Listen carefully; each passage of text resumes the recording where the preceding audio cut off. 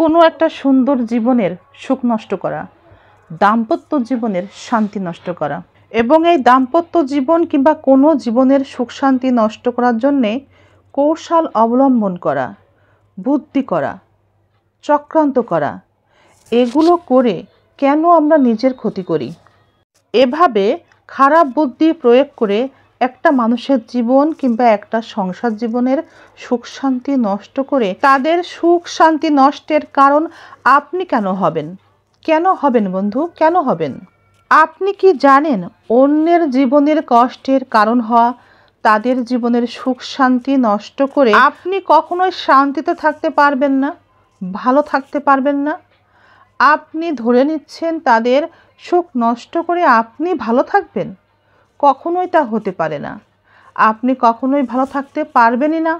অন্যের সুখ শান্তি নষ্ট করে নিজের সুখ নষ্ট করার মতো বোকামি পৃথিবীতে আর কিছুই হতে পারে না।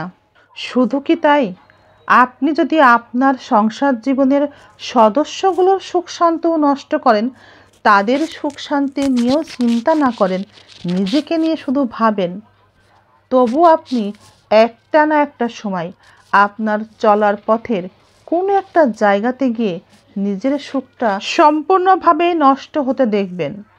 চুপচাপ দেখবেন অপেক্ষা করছে আপনার জন্যে জীবনের রাস্তার কোনো একটা প্রান্তে। কি অপেক্ষা করে আমাদের জন্যে সেটা আমরা বলতে পারি না, তবে আমাদের জীবনের পরিণতি হয় ভয়াবহ। একটা সময়ে আমরা সেটা টের পাই। হয়তো তখন আর কিছুই করার থাকে না আফসোস ছাড়া।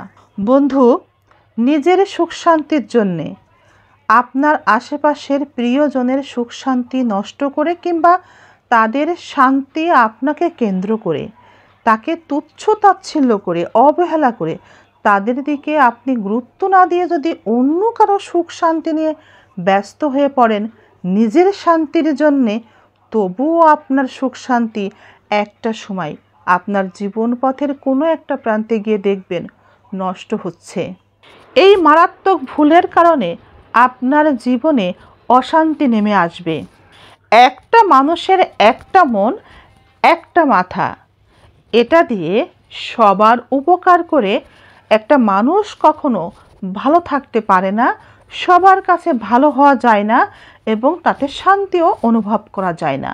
বন্ধুরা, আপনি আজ যা বুনছেন সেটা ফলসহ, ওজনসহ কোনো এক জায়গাতে, আপনার চলার পথের কোনো এক জায়গাতে অপেক্ষা করছে আপনার জন্য।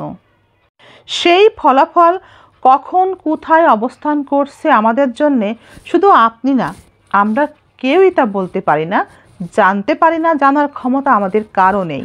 আমরা কারো কষ্টের কারণ হয়ে নিজে সুখে থাকব, এই যে ধারণাটা করি আমরা, এটা মারাত্মক ভুল। আমাদের এই চিন্তাভাবনা সত্যিই ভুল। প্রতিদিন একটা টেক্সট দিয়ে শুভ সকাল জানাতে কি লাগে, কতটুকুই বা সময় লাগে? যে মানুষটা তোমার জন্য এতটুকু সময় ব্যয় করতে পারে না, সে মানুষটা আসলে তোমাকে নিয়ে ভাবে না। তুমি তার জন্যে দিনের পর দিন অপেক্ষা করে যাচ্ছ, কিন্তু সেই মানুষটা তার বিনিময়ে তোমাকে অনেক অনেক অবহেলা করে যাচ্ছে।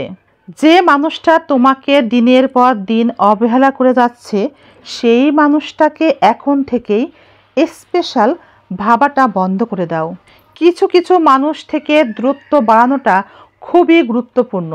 কখনো হারানোর ভয় পাবে না, কারণ যারা তোমার জীবন থেকে হারিয়ে গেছে কিংবা তোমার জীবন থেকে যারা হারিয়ে যায়, তারা তোমাকে কখনোই ভালোবাসেনি। তারা সত্যিকার অর্থে কখনোই তোমাকে ভালোবাসেনি বন্ধু। বন্ধুরা, মনে রাখতে হবে, যে মানুষ যত বেশি দায়িত্বশীল, সেই মানুষ তত বেশি লাঞ্ছিত। নিজেকে প্রচুর পরিবর্তন করতে হবে। আবেগে আটকে থাকলে জীবন চলবে না। বাস্তবতায় ফিরতে হবে। নিজেকে ভালো রাখতে খাপ খাইয়ে নিতে হবে আশেপাশের অনেক কিছুর সাথে, অনেক বিষয়ের সাথে।